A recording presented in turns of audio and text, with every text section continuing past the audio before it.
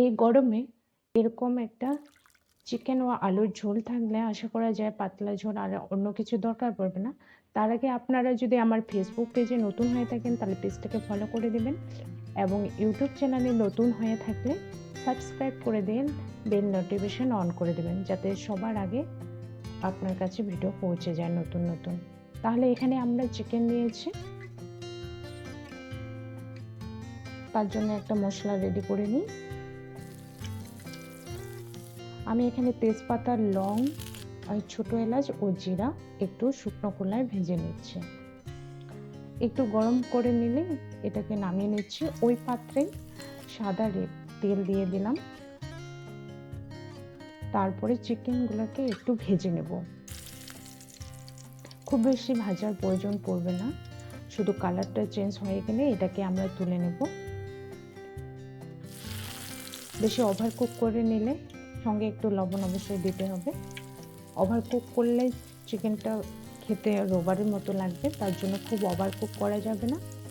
কালারটা এই পর্যায়ে আসলে এটাকে তুলে নিতে হবে। আশা করি নিশ্চয়ই বুঝতে পেরেছেন কোন টাইমে তুলতে হবে। তারপরে ওই কড়ারে ফোড়ন দেওয়ার জন্য আমি একটা তেজপাতা, একটা লং আর একটা ছোট এলাচ দিয়ে এখানে সামান্য জিরা দিয়ে ভেজে নিয়ে একটু এখানে পেঁয়াজ কুচি দিয়ে দিলাম। তারপরে পেঁয়াজটাকে ভালো করে ভাজার জন্য সামান্য লবণ দিয়ে দিলাম। এটা কালারটা চেঞ্জ হওয়ার পর্যন্ত ভেজে নিয়ে এখানে আদা রসুন বাটা দিয়ে দিচ্ছি। আদা রসুন বাটাটা ভালো করে গন্ধটা চলে যাওয়ার পরে আমরা এখানে অ্যাড করব হলুদের গুঁড়ো ও একটু কাশ্মীরি লঙ্কার গুঁড়ো। এটাকে খুব ভালো করে কষিয়ে নিয়ে মশলাটাকে এর মধ্যে আমি কেটে রাখা আলুগুলোকে দিয়ে দিচ্ছি। আলুর সঙ্গে ভালো করে মশলাটাকে কষিয়ে নিতে হবে। তারপরে এই পর্যায়ে আমাদের চিকেন ভেজে রাখা চিকেনটাকে দিয়ে দিতে হবে। চিকেনটা দেওয়ার পরে খুব ভালো করে কষিয়ে নিতে হবে।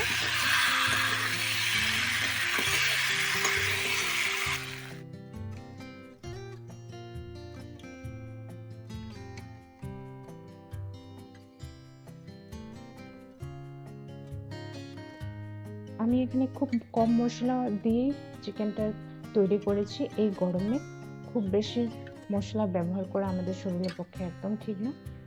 এই পর্যায়ে আমি দিয়ে দিচ্ছি দুধ, আর এই পাত্রটাকে ধুয়ে আর একটু জল দিয়ে দিচ্ছি। এমনভাবে জলটা দিতে হবে যাতে মাংসর বরাবর হয়, যাতে এই জল দিয়ে চিকেন এবং আলু আমাদের সম্পূর্ণ সেদ্ধ হয়ে যায়। মাঝখানটাকে একটু নেড়ে নেড়ে দিতে হবে যাতে ভিতর থেকে না লেগে যায়।